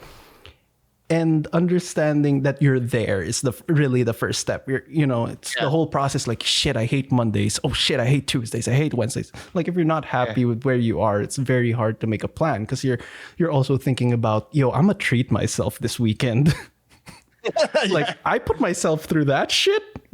I'm definitely going out twice this weekend. And it becomes a cycle. And then just getting out of that cycle, I think, really is the first step. And then having a support structure, accountability buddies is really important. Yeah. Like, if you're both trying to get out of a thing, hold each other accountable. Like, Yeah. with whatever goals you want. If you want to, gain weight, lose weight, Yeah. think differently. It's social creatures, we're falling on that again. And like people holding accountable, you too can rule the world. You can rule the world, people watching this, you are loved. You're here right now. And thank you, Yeah. for, And I mean, to add, and sorry to add to that, like I love the image that you gave of like the tire stuck in the mud, right? And sometimes, right, what people do is they'll keep driving forward just to get out. yeah. But then once you step back, it's like, oh, I'm stuck. What I need to do, grab a piece of plywood or something, Yeah, so literally. that I can put it. I can maybe lift my car, maybe look for a way so that I can get out of the mud. Because sometimes, right, we get so stuck in that moment and we keep forcing ourselves to go forward, and we're putting in too much effort. Wherein, if we had taken a step back and realized, okay, I'm stuck. What can I do differently to get out of me getting stuck in the mud? Do I need to Troubleshoot. switch? Do I need to switch cars? Do I need to ask for help? Do I need to give up getting out, moving this car and do something else? Do I have tools at my disposal to help me get out of this stuck situation? It's like, Yeah. and it's that moment wherein you realize when you're stuck there, you realize it's like, okay, these are the things I can do differently. Yep. It's basically like troubleshooting. You know, all those things are like stories about real life too. The examples you gave, and it's really brilliant. You know, so if you know anybody or is someone who is going through those things, you know, it's always great to like get a different perspective as well. Because, you know, maybe someone, if you're like, hey, why the fuck am I stuck in this mud?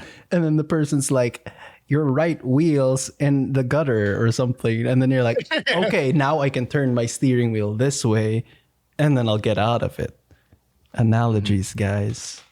Yeah, yeah. Yeah. So let's as we wind it down, you know, thank you again, Nigel, for being here today. Really, really enjoying this time with you. You know, it's morning there, it's evening here. You are capping my day off, man. So I appreciate you. I appreciate you 100%.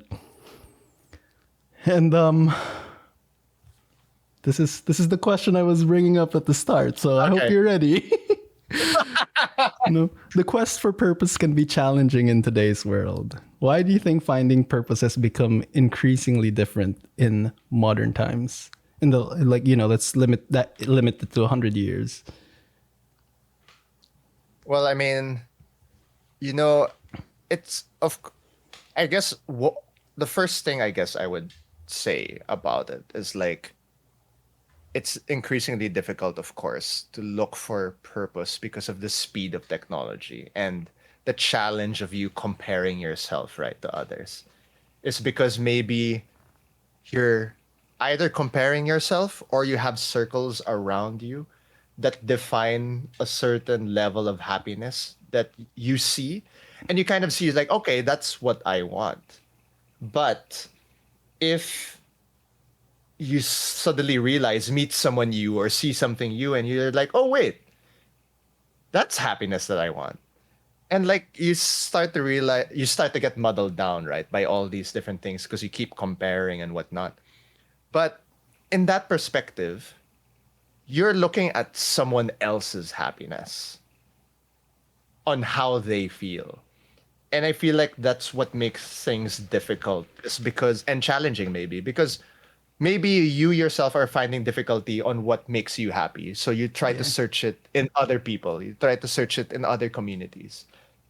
But in that sense also, there is nothing wrong with that because you're also trying to figure out, okay, what makes these people happy? And then you try to experience it yourself.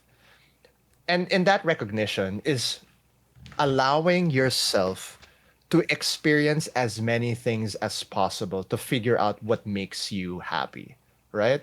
Yeah. Because, like, someone's happiness, when you experience it, it may not make you happy. Yeah.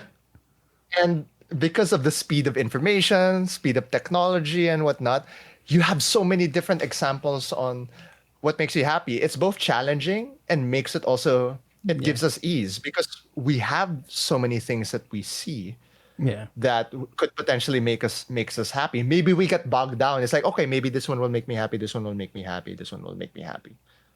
But at that point is realizing, okay, what do I need to do? I don't need to keep following all these people on what makes them happy. It's figuring out what you want to do. And sometimes people, right, will look for their reason to what is my purpose in life, right? Why was I born? Why was I put in this shitty world where That's where it there's a becomes lot of people. philosophical shit.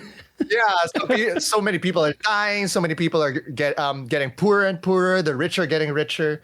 Why suddenly did I get into this world? And then, um, trigger warning to everybody who's watching. This is going to be a little bit heavy that I'm going to be mentioning. Is Speak your truth, brother. some people then decide, right? They want to commit suicide, right? Because they realize it's like, okay, this is not the world I want to live in.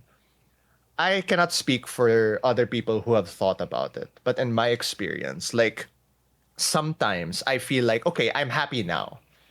And then I start thinking about suicide because it's like, okay, I'm happy. I don't want to experience all the sad shit anymore. I want it to end right now. But the thing is, I know it's cliche. We live one life.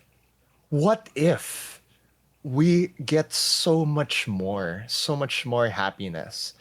And I know it's like all hopeful or whatnot, But the thing is, like, there are so many things that could happen. Yes, it could get worse. But sometimes the horrible things make us realize the happier things. It makes us so much happier because we realize that comparison. You got to take the good with the Maybe bad. you gotta take the good with the bad, the dark with the light, the evil with the good, and whatever. And sure, we were placed in this world. It was not our choice. Sure, we may have the choice to potentially commit suicide. But we also have the choice to do what we want with our lives to become happy because it is our own happiness that we have control over. If there are people or things that are affecting our mental health that we do not need in our lives, cut it out. We don't need that. We don't, if they are family members, if they are friends, if they are loved ones, cut them out because at the end of the day, we are our own main characters in our story. If they are affecting us in a negative way, and if we can and we have the capability to do it, cut them out. Cut those things out. Because I know that in those situations that I was feeling suicidal, that is the perfect moment, honestly, for you to be selfish, to realize, you know what? It's my happiness I need to think about. Yeah. Because sometimes, right, people will tell you, oh, don't commit suicide because other people will be sad. It's like, okay, I'm going to die. And And now I got to think about these people. now I got to think about these people. It's like, you know what? I'm going to commit suicide more because that's too much stress in my life that I do not need. But in that moment of vulnerability, that you're in that bottomless pit, you kind of see, okay, these are the things I want to do. These are the things I want to happen. And you realize, you know what? I'm not going to commit suicide because I actually have control over my own life. Because I had that thought and I was about to do the action of committing suicide, that actually means I do have control. I have control over the life that I have.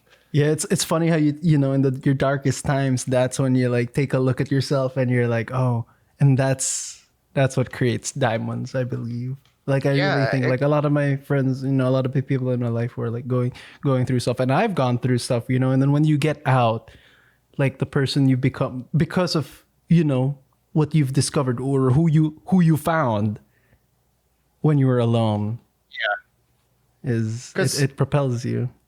Yeah. And relating it back to that, to what you said earlier, right? When you're in that wilderness, right? When you're disconnected from everything. Yeah. That's when you realize what you actually want. Maybe you don't know what it is yet sometimes, right? Because maybe you're at that point, oh, I don't know what makes me happy. And there is nothing wrong with that because you just haven't found it yet. You just need to keep going. And yes, it sounds so tiring to look for what it is that makes you happy. But because you have that awareness, you are allowed that choice to keep trying things that make you happy. You do not need to be defined by the people around you or the bonds that break you. Beautiful, beautiful. Well said. there are you are a person that is managing your own world and you are going through it sometimes alone. At the end of the day, you more or less dream on your own. But Yeah. and it's the choices you make that define who you are. And you're going after your own happiness. But of course, make sure you do not step on anyone else's happiness because of course Please. that is you do not want to take someone else's Yes. happiness away Please. because yes, you are allowed to be selfish to anybody listening. You are allowed to be selfish to go after what makes you happy, to go after the love that you want. But don't ever take it away Yeah. from someone else because they are going through that same shit. Yeah. They want to look for love, they want to look for happiness, they want to look for what it is that they want to do. And if you take that away from them, imagine, do you want someone else to take that away from you? Yeah. Do you want someone to come into your life and stomp on your happiness and then suddenly you're like, okay, I gotta figure this shit out now? No, thank you for that. Because sometimes people go overboard with that. Like at all costs, I will be happy at all costs. Yeah, And yeah, a perspective I just want to add on there, Nigel, is happiness is fleeting. yeah. Some people think people who are, when they see people happy on the beach on Instagram, they're like, oh, I want to be like that forever. It's not. That's so It's true. not. It's not. And I've developed like a kind of a philosophy here. Being a migrant from the Philippines, Yeah, I always had and it was very unhealthy. I think even when I was in corporate, it's like the grass is always greener on the other side yeah, because yeah, you're yeah. being pushed 18 hours a day for like 6 days a week and probably seven because it's the industry.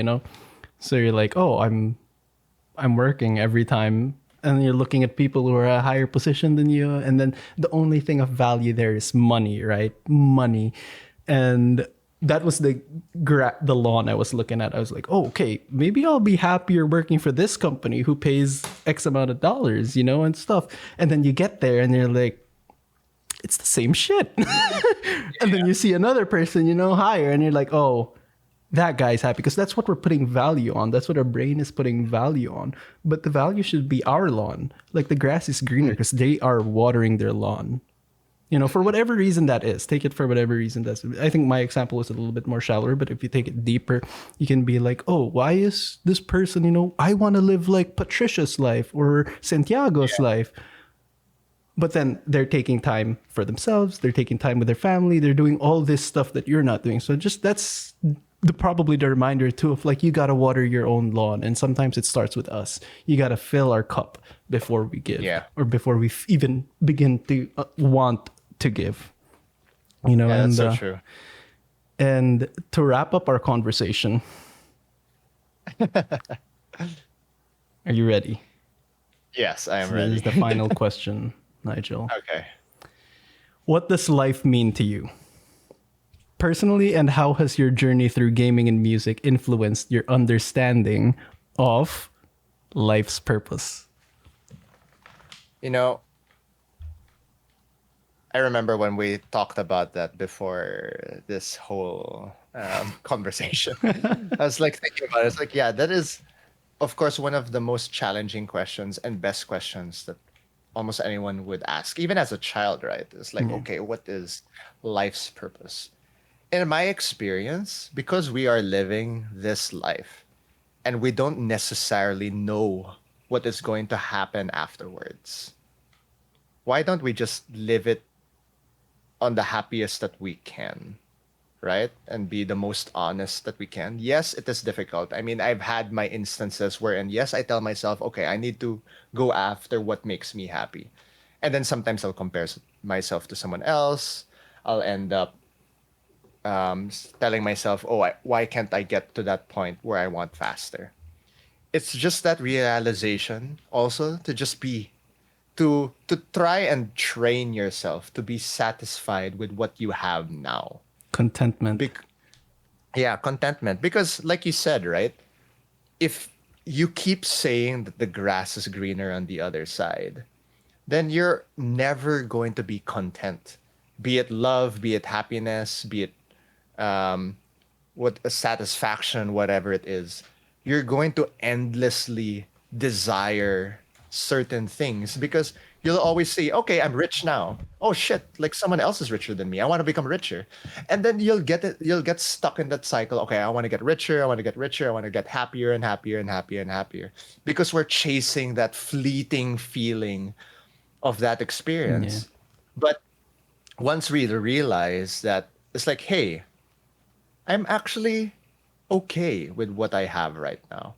I'm learning to be happy with what I have right now. I may not be as rich as someone else because we're in a world wherein we're all living different lives. They might have been luckier. They might have um, put in more effort or whatever, but that doesn't discount that you can potentially get there if you want to.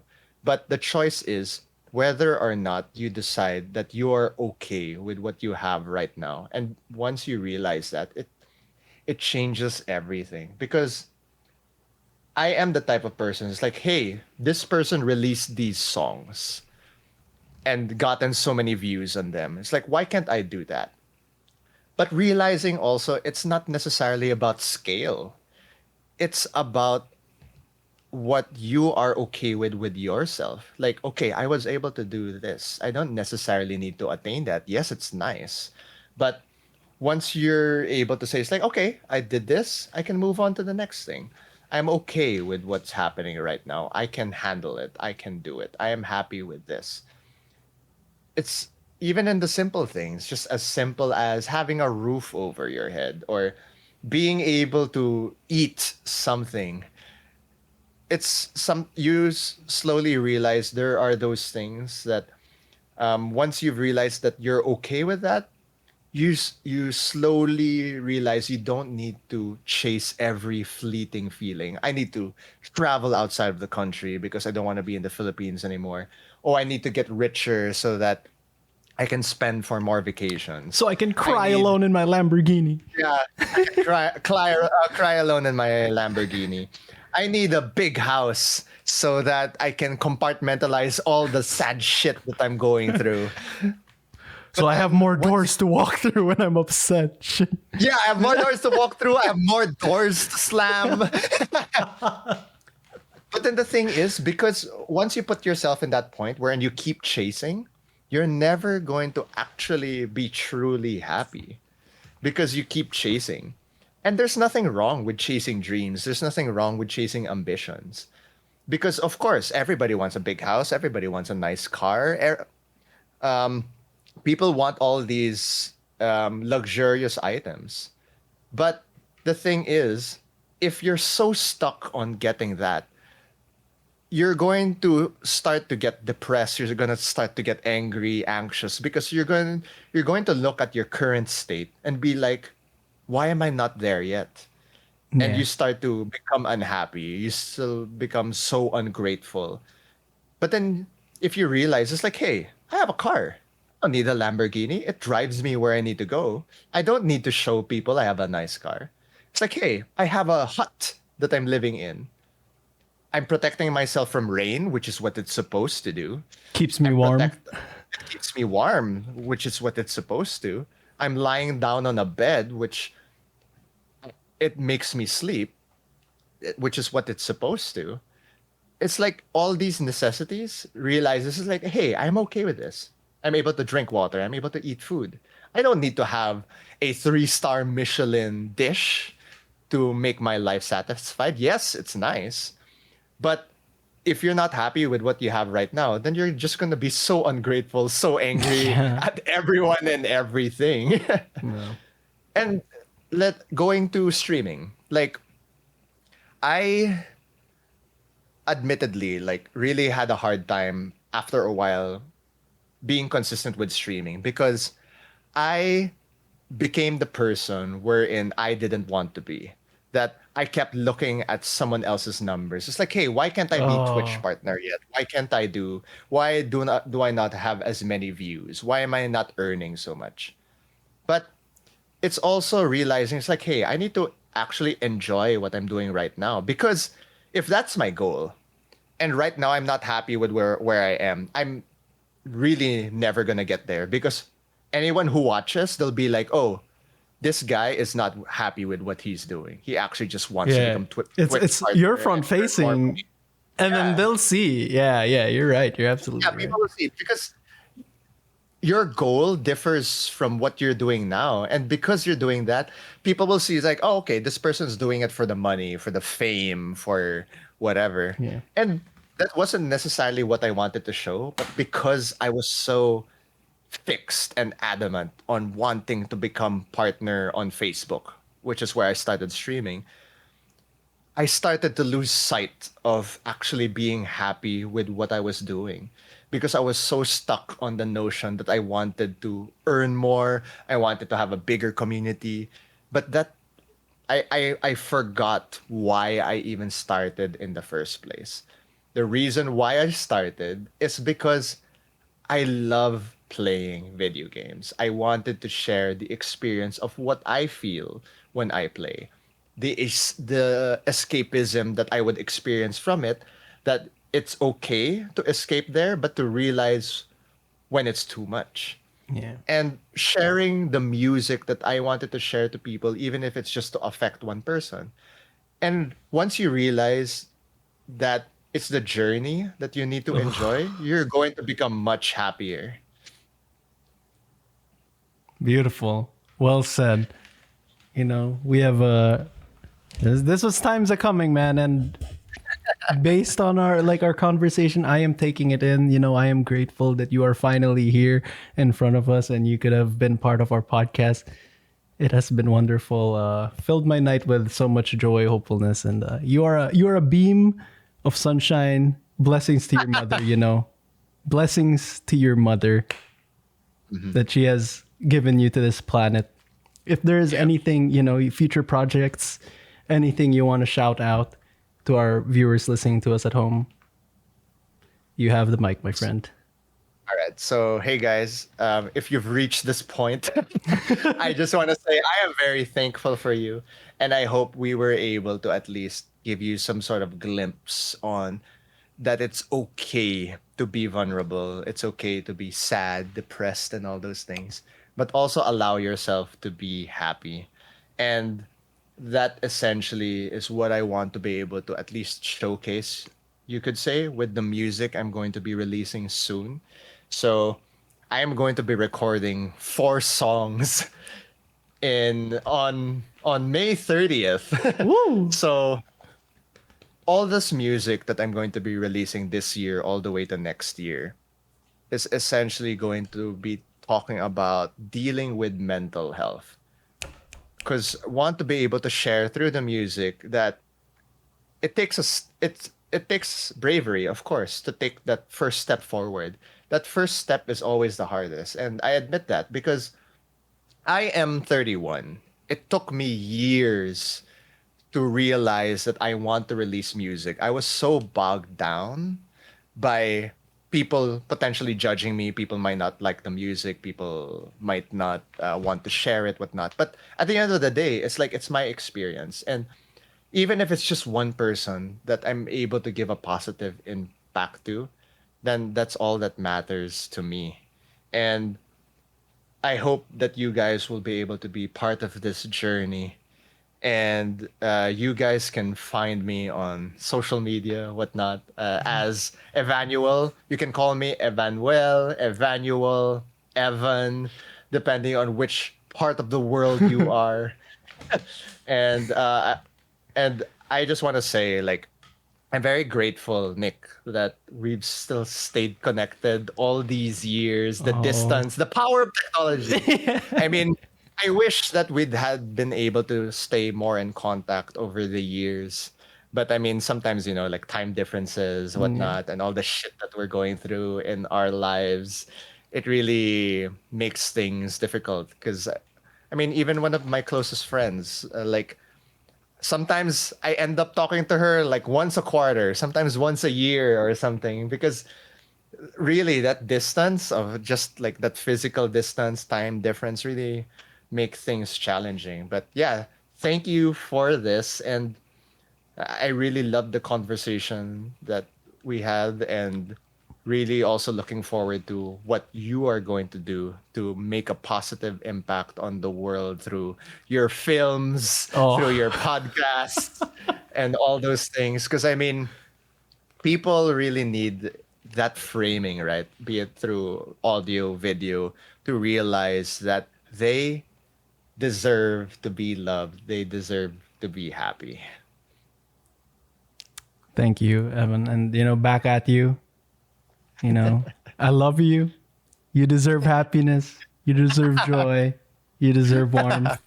Thank you again for being in the show. And thank you, everyone, for tuning in to the Howl Podcast. Follow us more on the social media at Howling Gale Entertainment. And stay tuned for the next episode of The Howl.